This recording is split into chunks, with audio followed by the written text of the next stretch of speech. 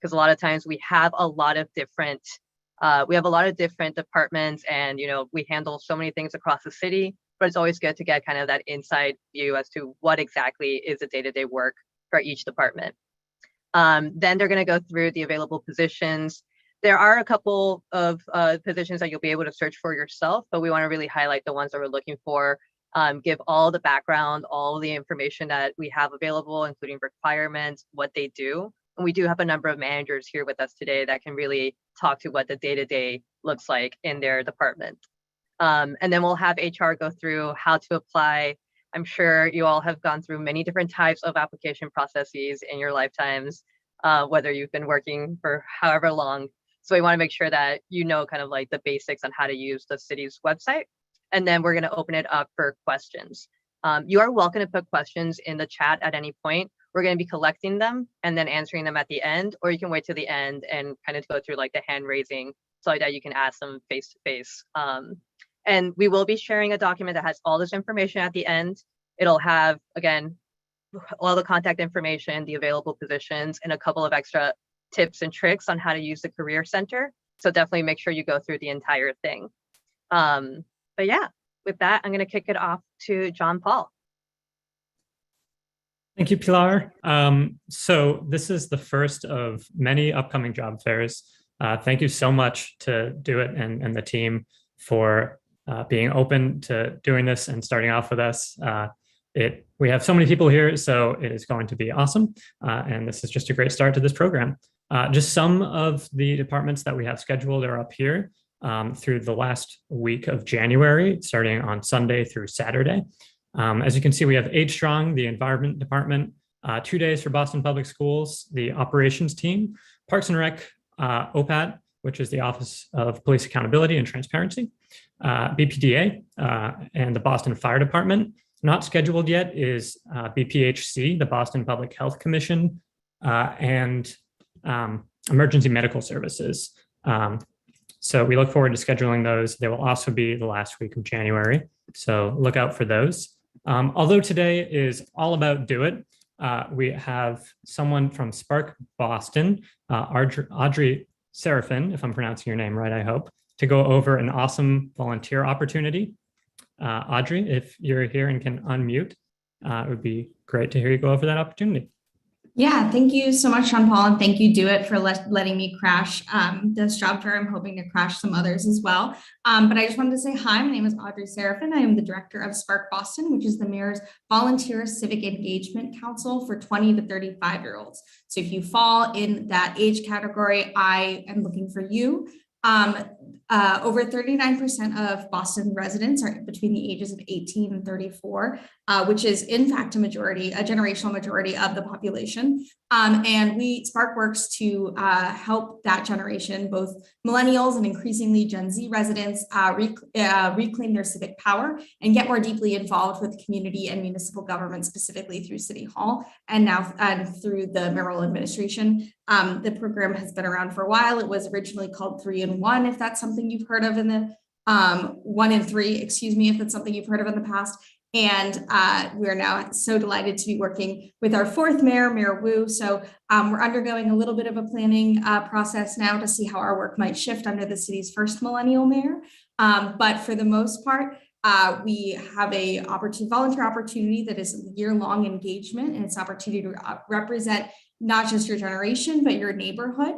And we will be launching applications for that volunteer opportunity in June. But it is a year-long, September to September opportunity to meet monthly with members of the mayor's cabinet and the mayor herself, and really work to engage those, whether it's through census or voting. We have a really wide program. So I won't take up too much of your time, but I will encourage you to follow us on social media if that's your thing. And if that's not your thing, we do have a newsletter that I am trying to put the link to the chat to. So if you can subscribe there, that will help you stay on top of all the different things coming from us in our official application launch. We'll hopefully be doing specific virtual and in-person recruitment events and opportunities in all neighborhoods. And yeah, just super excited to get young people more civically engaged with the city. I'm also going to drop my email in the chat because I cannot stay for the questions section. So if you have any questions specifically about Spark, please feel free to email me at my email, which is going in the chat right now. I love to meet residents and just chat. And there are so many ways to get involved that aren't just the council, but I will say the council is the predominant opportunity. And we take just 40 folks. So I do love to try to get to know as many people as possible, even before that application process starts. So thank you so much. And yeah, back over to you, John Paul. Thank you so much, Audrey. Before passing it over to Alex, I just want to say that if you have any questions, we will answer them at the end, but feel free to put them in the chat whenever you think of them. I know that you can forget things so easily. So please, whenever a question comes into your head, put it in the chat. We'll save it. We will answer it at the end. And now I would like to pass it over to Alex Lawrence, the Interim Chief Information Officer of DoIT. Thank you so much. I am absolutely delighted to be here and frankly overwhelmed by the large number of participants we have today. Overwhelmed in the best way possible, just incredibly excited that there are so many people who are interested in learning more about the opportunity to work at the City of Boston at large and work in our department. So as John Paul and Pilar said, I'm Alex. I'm the interim CIO for the city. I live in Eastie. I love banoffee pie ice cream, specifically from FOMU. And I've worked for the Department of Innovation and Technology for the last 7 years. I took a brief hiatus before returning to come back to this interim CIO position. I've held 4 roles in the department. So I think if you're interested in thinking about joining the department and potentially coming to a place where there's upward mobility, I certainly think that I am an example of if you come in and you are able to land to the department and you have a ton of energy and enthusiasm for this work and are able to just get really good work done, I really think the sky is the limit for what you can do in the city. I actually have a public policy background. I like to say I sort of like cut my teeth in big bureaucracy and have worked in complex bureaucratic organizations. And I think that I think that technology skills are incredibly important. And if you have strong technical skills, we want you to consider joining us. But also if you have strong people and policy skills, there's also a place for you in our team. I think we're really a place where as I said, if you're excited about making an impact, and I think technology in today's world is everywhere, right? It's the thing we're doing right now. It's in the roads in the city of Boston. It's every policy choice that we make is likely, at this point, technology is operations. If you're going to have to operationalize a policy, you're likely going to have a technology component. So I just am so unbelievably excited that so many of you are interested in considering working for our department. We're going to talk specifically today about some vacancies that we have, but we have quite a few coming down the pipe. So if you don't necessarily see your skill sets or your interests represented in the open positions we have today, I know Maddie and Sarah will talk a little bit more about this, but like stay tuned. We have a lot coming down the pipeline, and we're really excited to sort of bring in the next I don't want to say generation, because from all generations, but the next wave of talent into our organization and really affect change for Bostonians. So I want to introduce you to the rest of our team, who we're going to have talk a little bit more about the Department of Innovation and Technology. We have our wonderful Chief of Staff, Sarah Figueroa, Maddie Washington, who is our Director of HR, our Chief Data Officer, Stephanie Costalibo, Ray Mejia, who's on our training team, and Carissa Sacchetti, who's our Change and Incident Management leader. I think this group that we have talking to you today really represents a sort of a snapshot of the amazing talent that we have in DoIT, and folks here who have, ranging from probably 3 to 4 years of our experience with the city to many more years than that. So I'm really excited to have this team here with me today with varied experiences to tell you about what we're doing. And our door is open for your questions. So thrilled for all of you for being here. And I'll pass it on, I believe, to whoever is presenting next. Yes, Great. Oh, sorry, go ahead if you wanted to finish that up. Oh, I just saw a question pop up, which was about different neighborhoods in Boston. I know we're going to answer questions later. So I just I'm sure we're going to talk about this, but sort of to state that the reason we ask for Boston neighborhood is we require city residency, specifically within the confines of Boston as of date of hire. That certainly doesn't mean that you have to live in Boston to apply to our jobs. It just means that by the time that you were to start a job, you need to have Boston residency. So just wanted to address that really quickly, but I'm sure that would have been one of the questions at the end. Hello, everyone. I will take it over from here. My name is Sarah. I am from Jamaica Plain, and I had put cookie dough as my favorite ice cream, but Alex just reminded me of how much I love FOMO. So anything from FOMO, I think, classifies as a favorite. So I'm going to do a really quick overview of the department, and then we'll kind of get into a few of our openings. Like Alex said, this is just a snapshot of a few openings. We have a ton coming up the pipeline. There's always a lot to do. If you go to the next slide, I think it kind of illustrates just the pure kind of breadth and variety of what we do in DoIT. We have 7 different priority areas, but we are constantly doing work across the city. Our work covers kind of the foundation of getting people computers, making sure we have the infrastructure to support the great work departments are doing, all the way kind of up to making sure departments have the data they need to make, informed decisions, making sure Boston.gov and our digital presence is kind of out there and accessible. So really there is something for everyone. And I am not just saying that. It is like unbelievable, just the scope of work that we do and just the really exciting opportunities that come from across DoIT. I am biased. I think it is an amazing department. So you have made a wonderful decision to join us today. And I hope that something sparks your interest, that you kind of reach out for future opportunities. So I'll go to the next slide. And I think this will be shared if you do want to dig into any of these priority areas. And our short link on boston.gov is boston.gov/DoIT, if anybody's interested in kind of looking more into us there. So I'll go over the first 2 opening roles. One is the Chief Digital Officer. This is a very, very exciting role. So very sadly, our interim Chief Digital Officer did leave us on Friday. We will miss him very much. This role leads our digital team. So that is one of our 7 core priority areas. This role will manage the team that does Boston.gov, that does the city social media account. So that's City of Boston on Twitter, Instagram, Facebook, all of our social media platforms. It will also lead the team of developers that kind of build the digital apps that help bring City Hall to people's homes outside of City Hall so that people can complete the city services they need without having to physically come into the building. Just a really exciting team. Also, our team of designers and kind of brand experts. So hopefully if you pass something on the street and you see Boston branding, you know that it's from the city. We have spent a lot of time kind of building that trust and building that consistency to make sure. So this role will do a lot.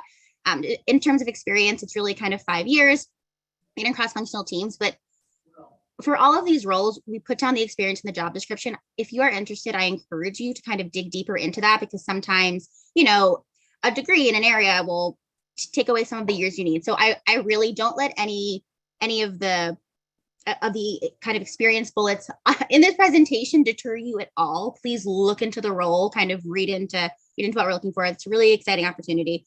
Next is Special Projects Manager. I am partial to this role because I was just in this role a short year ago. It is a very exciting position if you're interested in kind of technical project management that spans all of DoIT's core priority areas, plus kind of things that kind of come up across the city. It's a role where you'll be working really closely kind of with different city departments to kind of solve problems that come up. As Alex said, technical skills are really important, for DoIT, and we love them and we value them. But I think the biggest thing I value are problem solvers. So if you are a problem solver, a lot kind of the rest will come. So Special Projects Manager, you'll be working really closely with me. So hopefully that excites you. And for that, it's 3 years of project management experience. But again, I encourage you to kind of look at the job description, see what the requirements are there. And then I believe that this will be shared. So the link to each job description will be right in the slide deck. And you can also find everything at boston.gov/jobs. With that, I'll go to the next slide and I'll pass it over to Steph, our Chief Data Officer. Thanks, Sarah. Hey, everybody. I'm Steph Costolivo. I'm the city's chief data officer. And just to give you a little sense of my background, similar to Alex, I've been with the city for going on 7 years now. I started with the analytics team in 2015 as an analyst, which is one of the roles that I will talk to you about in a minute. And over the years, was able to work my way up through the ranks of the team to now lead us. So I think, I think actually most of us on the call from DoIT are really great examples of how, if you get your foot in the door and you work really hard, that work is recognized, and there are opportunities for you to sort of move up and around both within the department and just across the city more broadly. But we're hiring for two really exciting roles. The first is our director of data engineering. So this is the person who would lead our engineering team. And our team of data engineers is focused on managing our data warehouse and really just getting access to and automating as much of the city's data as possible and centralizing it. So we have all of that data in one place to use for analysis and visualization that allows departments to make the best decisions possible, either about their operations or about potential policy decisions. The goal of the analytics team really is to use data and process improvement to make the city as effective and efficient as we can, knowing that cities are funded by taxpayers, and we want to be diligent with those taxpayer dollars and get the most we possibly can out of them while delivering really high quality services back to constituents. So this person would lead our data engineering effort. And so it's both, hands-on management of other more junior and senior level engineers, but it's really also about setting a vision for what the future of our data infrastructure will look like. So we currently have a series of tools. Our data warehouse is built on the Civis Analytics platform, which is really exciting. It's a leading edge technology that's used in the private sector. So this isn't a situation where you're coming in and hampered by legacy technology in that sense. So you'd have really modern tools to work with, which I think makes for a much more pleasant day to day. But you'd also be the person responsible for keeping an eye out for changes in the technology landscape, and to sort of raise questions about, should we be moving to a different tool? Are the things that we're using right now the tools that we want to be using 2 years, 5 years from now, and trying to make sure that we stay current with that technology. And really the data engineering part of the analytics team is the foundation of the work that the analytics team does. Without that access to high quality automated data, the work that the rest of the team does becomes really challenging. So this is really the core of what enables us to deliver for departments and for residents. And so this is definitely one of the more senior roles on the team. So we are looking for someone that has a bit more work experience in data engineering. It's a relatively new type of position in government especially, but also in the private sector. And so if you look at the job description and you think that you have some of those skills, I would strongly encourage you to apply. I know that this job title isn't as common. And so, if you have any sort of software engineering background or a computer science background, I would strongly encourage you to take a look at this posting. And then we are hiring for 2 analysts on the team. And so you can broadly think of the team as having a back end and a front end. The data engineering is the back end. And then we have analysts and project managers and performance management folks that work on the front end and are directly engaging with various stakeholders from across the city and different departments every day, helping to deliver analyses and visualizations and other types of products and projects back to them. So Analysts are in meetings with stakeholders to figure out what is your problem, how can we solve it, and taking what they hear back and working on solutions. So these are the people that are doing the actual building of dashboards or reports or coding and things like that. And so what's really great, I think, about all of the roles on the analytics team is that you get exposed to a ton of different types of work that the city does. So we work with literally every single city department. And so you get a lot of exposure to different types of work. If you're interested in public health, we've done a ton of work with the public health department, especially over the last couple of years. We work with, the parks department, the environment department, transportation, public works, schools, police, fire, you name it. So there's just a huge opportunity to learn about the operations of all of these other different departments. And, while there are opportunities to grow within the analytics team, which myself and many others have done, we've also had folks who have been hired as analysts move on to other roles in departments across the city after kind of finding out that they have an interest or an aptitude for a specific policy area. And so I see this as a really great springboard for folks as an introductory position in the city. And so, as Sarah mentioned, the job description says 2 years of experience, but this is really an entry-level role, and a bachelor's degree will substitute for those 2 years of experience. So I would really encourage you to take a look at that job description if you are, relatively new to the workforce or, just thinking about starting to join the workforce. It's a really great launching pad. And I'm not sure who's going next. Is that you, Sarah? It'd be me. I think Maddie. Sorry. Thank you, Steph. Hi, everyone. I'm Maddie Washington. I am the HR director. I have been in my role literally a month and 9 days.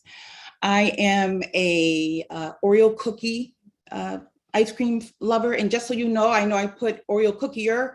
That was just wishful thinking. Yes, I want more Oreos in my ice cream. Just don't think it was a typo. It was deliberate. Unlike the previous presenters, I have a more broader observation of the positions that I'm going to identify for you. These three, one is our principal network engineer. It's listed as a senior network engineer. It's kind of the same thing, but it's a principal network engineer in which you will be sharing the responsibility for planning and coordinating and supporting and implementing the hardware and software necessary to support our land/WOM requirements for the city of Boston. And as Sarah mentioned earlier, those, even if you look at the snapshot where it talks about 5 years of experience across a variety of technologies, there is that component that can help reduce that requirement of the years of service because you might have a degree or a master's or some additional certifications that allow that to take place. Also, we have the identity and access management developer.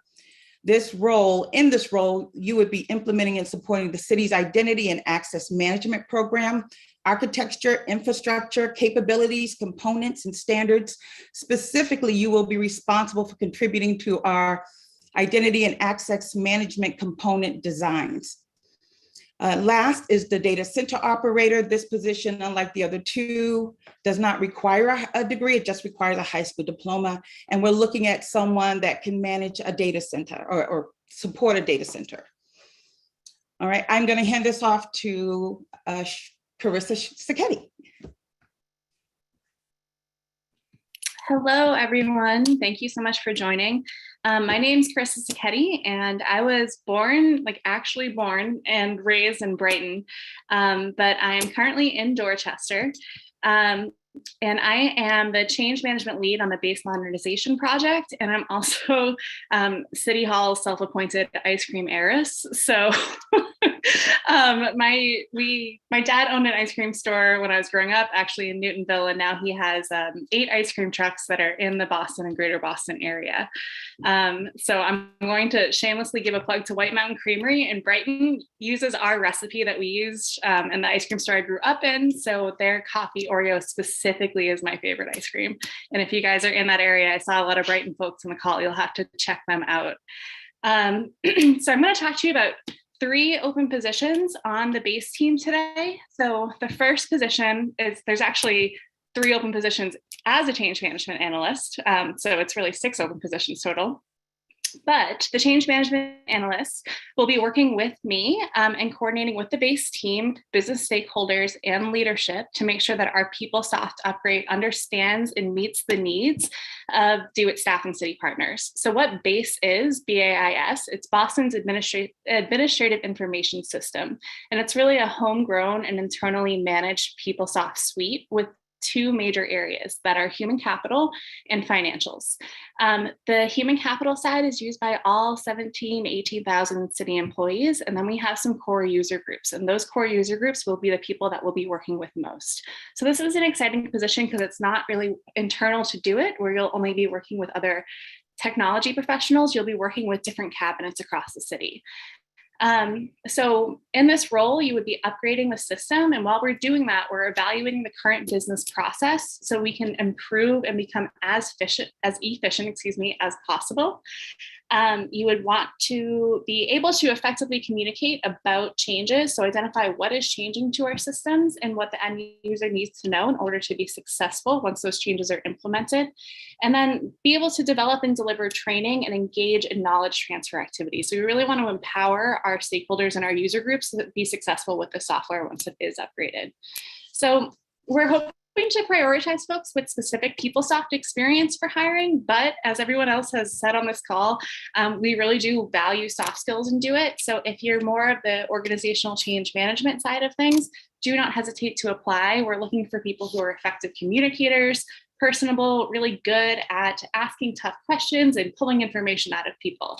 So although it would be great if you were familiar with PeopleSoft modules, as long as you are comfortable kind of working with different user groups, that's a huge pro for us too. The other 2 positions are business analyst positions. So these are BAA roles, and they're similar to our change management analysts, but you'll be working not only on some changes to these systems, but also just on really systems maintenance. So on 2 specific modules, and the first one is the City of Boston's Financials ERP Strategic Sourcing and Supplier Contracts, and the second is our e-procurement and purchasing modules. So rather than working across all different modules as a change management analyst, you'll be focused on 2, and you'll be focused on some changes, but also just system maintenance of working with our partners into the future. So that is everything for me. I'm not sure who we're getting it off to next. Is it back to you, Sarah? You can kick it right back to me. Before we get kind of to the next phase of how to apply, I really just want to kind of kick it off to one of my colleagues, Ray. People frequently ask me how much caffeine I have to be so excited to go to work every day. And I have to say that although I do have a lot of coffee, it is just the amazing people I get to work with. Ray is one of those people. He's our senior technical trainer, and he is someone that has kind of, he started as our service desk, now he's a senior technical trainer. So I thought I'd give him the floor for a few minutes to talk about his kind of path through DoIT. Thank you for that introduction, Sarah. So I'm gonna be brief, but I just want to tie up what all my other colleagues tied in. And the most important thing is just getting your foot in the door. As Sarah mentioned, I've been with the department for over 10 years, I think closer to 12 now. And I started as an intern. Just decided to take an internship. That internship turned into an entry job level. After that, I was there for 3 years in the service desk. After being a sponge and learning as much as I could, got an opportunity to join the training team, and then just kind of work my way up. So don't let the description of the job, don't let challenges prevent you from stepping in the door, because you don't know what could happen. And to this day, it's the journey that I've taken in the city has made the job worth it. I grew up in Boston. I'm a lifetime Boston resident. Lived in Roxbury and East Boston. So I come from the city that I now work from, and is a complete joy. Thank you so much, Ray. That also reminds me to do a plug for people who are interested, who might still be in school, who maybe are interested in summer opportunities. We don't quite have those finalized just yet, but typically every summer we do a few fellowships and do it. So maybe if that's more your speed, definitely keep an if for that. And with I just want to say to anybody that chose to apply, good luck. If you see us around, don't be afraid to say hi, stop by, or reach us by email. We're here to support as much as we can. Have a nice night, everyone. Thank you so much, Ray. And I think from here, I'm kicking it over to Maddie to kind of talk about the actual application process. If what we said tonight has really excited you and gotten you to apply to a job. Hi again, everyone. So I just want to point out one thing I've been getting, just so you know, I can receive resumes because I am the person that is on the posting when you apply online, but it is much more effective for you to apply directly to the position so that the hiring manager can vet or assess your skill sets to be able to determine if you are qualified or capable to do the position. So I'm not deterring you from sending them to me. I will certainly forward it on, but I don't want you to miss that important step of applying directly to the position. That is a critical component, okay? So we do have, I actually want to answer a couple of questions. I see one of them I saw talked about any degrees needed to apply. As I think we've mentioned before, we've had several positions that will require various degrees, certification, or certain requirements. And then we have those positions that don't have any degree requirement, like the data center operator I mentioned earlier. Also from Kevin O'Neill, it looks like you're looking for a typical timeline for filling open roles. Well, that can vary because we have several approval processes that we have to put in place or have to take place in order to get you actually hired. So depending on the circumstances of the position, depending on if you're an internal or if you're someone that's coming from another state, all of that plays a part. Or if you are just someone that lives in Massachusetts and needs to relocate to Boston. So I can't give you a definitive, but what we will do is make sure that every step of the way you're completely informed of what's going on and your status. So a residency requirement, it is a requirement that you are a Boston resident first day of employment, no exceptions. To apply online, you can actually go into the boston.gov/departments/human resources. That will human-resources. That will actually bring you to the site that has all our career center. And then from there, you'll select the search for jobs, in which case you can then identify specific positions of choice by putting in either a department or a category like human resources, or you can just hit search and it'll give you all of the vacancies that are currently open in our department or across the city. There's also under the search feature, there's some options. You can make it the minimum payment of a position or the highest payment of the position or the last one that was posted so that you don't have to guess what was the last position you saw when you searched the site. So there's lots of opportunities and rooms for you to just kind of go crazy if you're interested in a job at the city.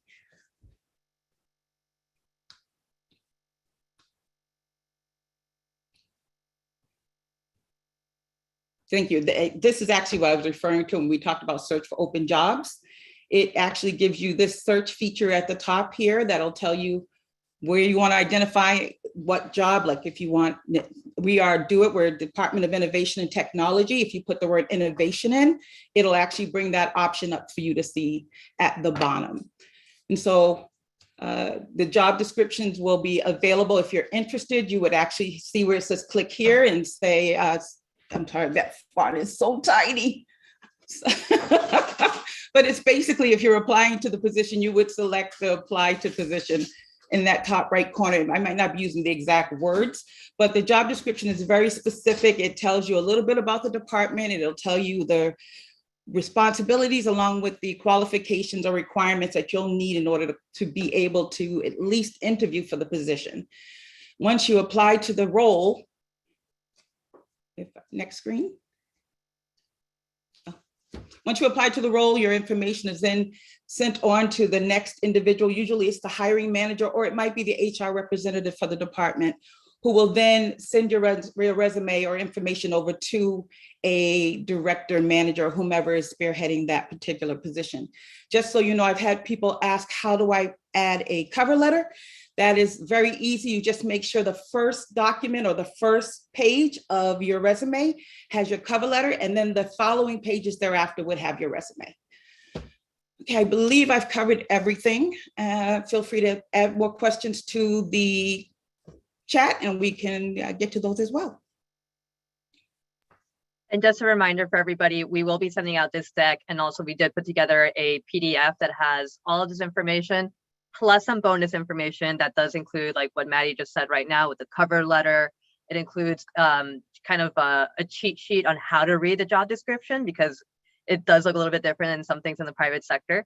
It also includes just, you know, some salary information, like how you can read that and understand that, because it does, we do have a specific salary plan with the city of Boston. So yeah, just some of it might feel like it's repetitive, but if you go to the last couple of pages, there's a lot of good information that I wanted to make sure that everyone got their hands on easily. So please look for in your email for that. But yeah, we have a couple of questions that haven't been answered, so I'm gonna hand this over with over to John Paul, excuse me. Sure, thank you, Pilar. So we have a question from a YouTube viewer asking if we have any accounting positions available. I don't know if DoIT does, but does anybody have, do you know, Maddie, if DoIT has any? DoIT doesn't specifically have any accounting, but that's not to say the city of Boston might not have some. So that website that we just referenced is the best place to go to verify what positions are available with the city. Yeah, and if you have a finance background, we do have those two business analyst roles on our base financials teams. So one of those is supplier sourcing and supplier contracts, and then one is e-procurement. So I would definitely recommend looking at those job descriptions because it might be a good fit. And DoIT does house our enterprise-wide financial system.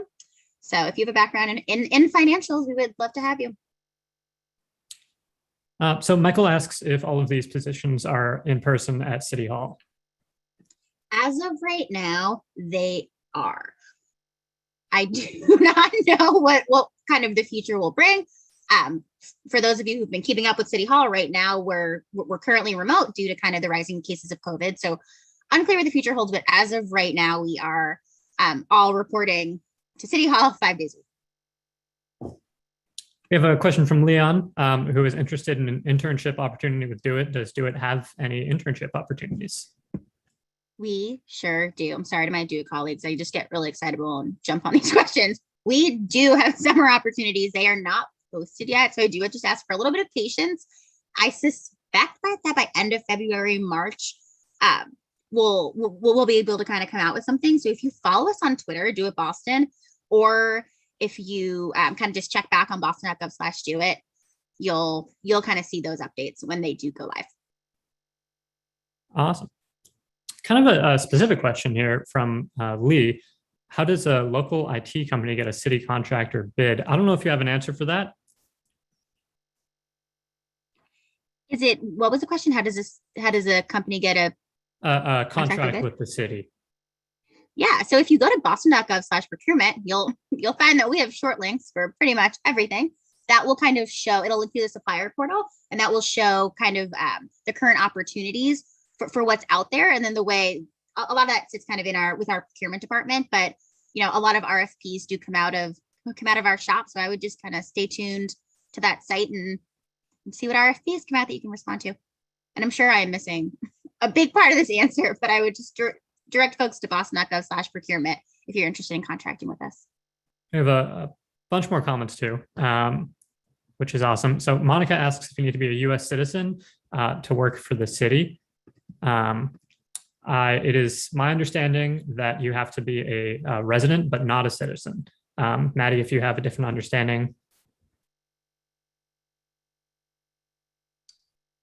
There are positions within the city that might have sponsorship.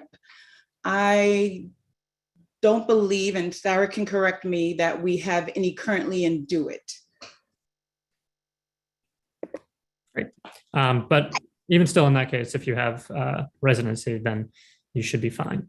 Yeah, I think if you have residency and an applicable work visa, I think we have quite a few folks in our departments kind of in that category. So definitely encourage you to apply. Awesome. I have a question from a sales manager in the hospitality field asking if there are any other types of roles available for transitioning. And the answer is definitely with many of our other departments. As we said in the beginning, the last week of January, we have more job fairs with the Environment Department, BPS, Operations, Parks and Rec, and many other departments, many entry-level positions, mid-level positions. But you also had a great answer for that too. If you want to repeat that, Maddie. And no, there's just a quick answer. There's not a cap to how many jobs you can apply to. If it's a job that you're interested in and you want to apply for it, apply for it. One note on that is that the system will only hold on to your latest resume or whatever document that you upload. So if you do apply to more than one, you might want to follow up with the hiring manager or that contact that's on the job description to give them the most relevant like cover letter and the resume, just so like that everything's straight for what you're applying for.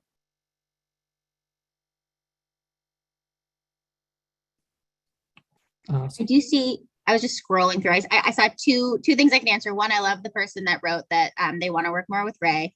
Don't we all? Right now, we don't have this role posted, but we are kind of in the works of creating another technical trainer role. So very possible. I would stay tuned. Ray's our senior technical trainer. So when the technical trainer role is posted, it'll report right to him. But really, any position into it, you can hang out. You can hang out with Ray. We only have a few office spaces, so you're likely to run into him. It'll be fun though. I guarantee you that. Yeah, we have a lot of fun in the department. And then I saw the great point about video roles. We do have 2 digital storytellers in the department. Video is huge. I absolutely love the work they do. They kind of spend a lot of time working with different departments to kind of tell the stories of the services we're putting out there. We have a few great series that I'll plug. In Your Shoes is just a really great one where we kind of highlight a constituent story and show how they went through a city program and kind of what the impact was. So yes, a lot of great digital work. I think if you go to boston.gov/video, you'll get linked to there. But on the City of Boston YouTube channel that you might be watching right now, you'll see all their videos. So really great stuff. The Arts and Culture Department is also looking for, I believe, a couple of videographers. So there are some opportunities there as well. And I see the entry-level UX design position. Sorry, I'm just No, please do. There's a lot of questions. So we don't have an entry-level UX design position posted right now. We are kind of there's huge opportunity right now because we're looking for our new chief digital officer. So I think that the team's going to grow. We're going to see kind of more positions come up the pipeline really soon. And kind of UX is a huge priority. We have an amazing graphic designer in the department right now. I will shout out to Caroline. She is wonderful. So definitely keep an eye out. And our kind of the work we do on the digital team, great people, great work. So you really can't go wrong. So hopefully that position will be live soon and you can apply for it. We have a question from someone on YouTube, Sonia, who is interested in interning with Age Strong.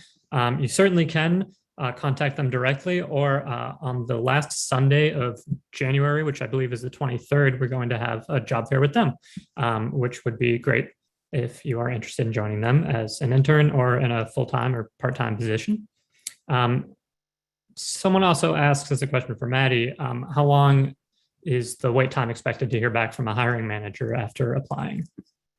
This is Brian Mark. Hi. So I talked about being varied. In some cases, we can rush the position in terms of the hire. Like an example, the two positions I highlighted earlier, which was the senior network engineer and the identity and access management developer, highly critical for our department. We really need strong candidates for that role. And once we have the person identified, we can possibly push that faster than most. But I would say it can, I'm gonna throw a window out there of 4 to 6 weeks. And and if I'm wrong, Sarah, please let me know.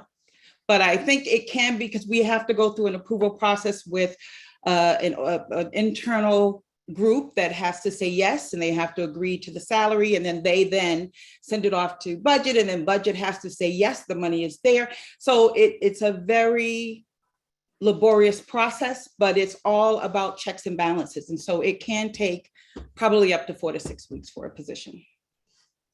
I love Nadia's question. What traits matter most to become a successful team member of the city of Boston? I said it before and I'll say it again. I think being a problem solver is the biggest asset somebody can have, in my opinion. I love DoIT because people are like, oh, they're the technology department. They can solve any problem. And I love when we live up to that, because we'll get calls for kind of the most random things you can imagine. And it's because we all kind of stop and we're like, huh, what is the answer to that question? And how can we get to the bottom of it? That kind of makes the work so fun and makes us kind of a successful team in helping the city. So if you are a problem solver, I think, and get excited about kind of solving these mysteries, I think that you will have a great time and do it. And I'll open it in case any of my teammates want to add anything there.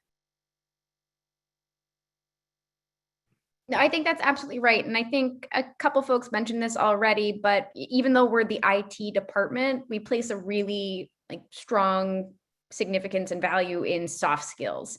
And so obviously we want folks to have the technical chops to be able to do the work, but because so much of it is figuring out what is the right technology solution, or is the right solution even technology, right? We often start from those questions. And so the ability to have conversations about complex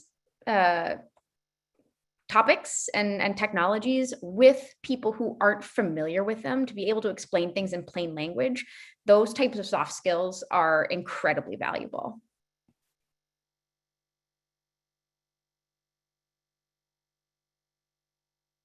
I think just a few more questions here. Just to give a quick answer to Laura, the city will certainly be doing other job fairs with other departments. On the last week of January, we're going to have at least one job fair every day.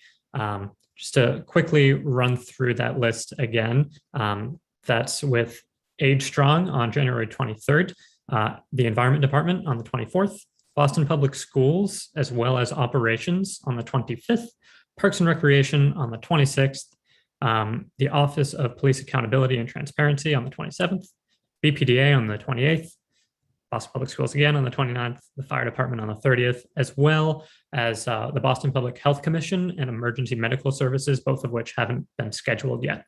But even still, you can look at the list of many more departments online, and there will be future job fairs as well to look out for. Let's see here. Yeah, just to be super clear, I know this is obviously not all of the 40 something, I think that might be undershooting at departments in the city. We are working with everybody to make sure that all the needs are there. Yes, over 60. I was going to say, I know we have more than that in just our reports, but we are making sure that this does become a little bit more routine. So also we definitely welcome any feedback, anything that you want to tell us, hey, it would have been great to have more of this, or I would have liked to have this information in front of me. We absolutely welcome that, because we want to make sure that these are always going to be better and better. And that we can have these, not just in January. This is not a one-time thing. It's an ongoing thing that all departments can participate. And well, hopefully one day when it's safe and we can do that, ensuring everybody's health, we would like to also open this up to be in person. So really there's a lot of iterations of this and a lot of different versions that we are excited to put out there for everyone. So thank you so much for your patience, and please give us that feedback. Sorry, John Paul, go ahead. No. I think a a good last question, or perhaps combo of two questions, because I'm now seeing Anne Marie's, which is also a good question. Through your experience in working for the city of Boston, how do you manage work-life balance, childcare, etc.? Maddie, I think if you have an answer to that question. Ooh, I'm going to hand I that can jump off in, to Maddie. Steph. Thank you. Sure. Speaking about work-life balance generally, I think what is really great, I'm speaking a lot for the analytics team here, but I think it applies across the department.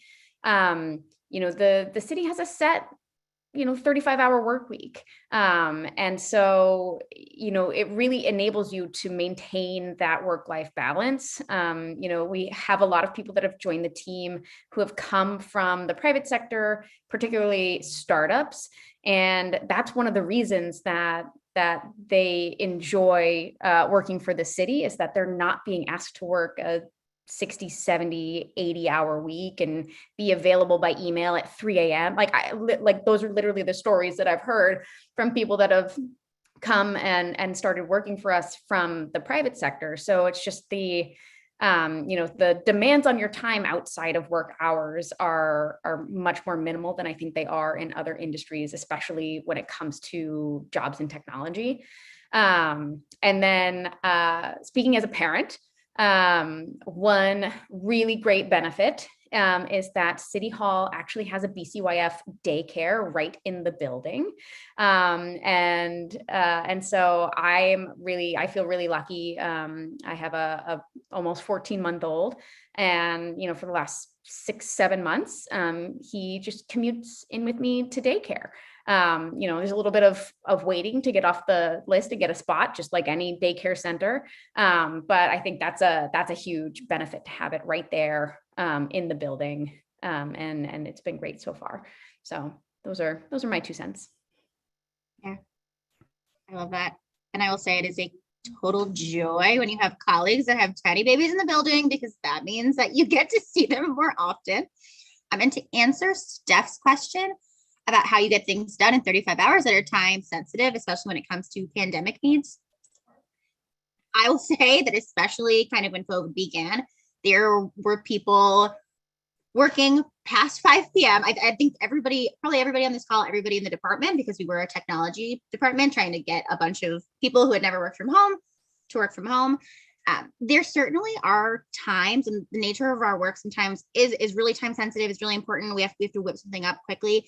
And I think that because we have a pretty good work-life balance, most of the time people are pretty open to being like, okay, this is something that's really important. We're just gonna have to go for it. Most of these positions, most of the department is union. So what's nice is that, you're hourly, you would get overtime. It's not the kind of situation where, for the most part, I think the chief digital officer is the only exempt role there. Every other role, if you were asked to work late, you would get paid for it. You would get overtime. So that's kind of nice. But yeah, there certainly are times when emergencies happen outside of the regular 9 to 5, but usually, we all rise to the occasion, and we kind of do what we have to do. Okay, I am going to wrap things up. We are saving the chat in this, so we want to make sure that we get all these questions answered in some way, shape, or form. Not totally certain how we're going to do that, but I want to make sure that we do have the opportunity to do that for you. Again, here is the contact information for everyone who has spoken today. However, you will get this deck, so if you don't get a chance to screenshot, not a problem.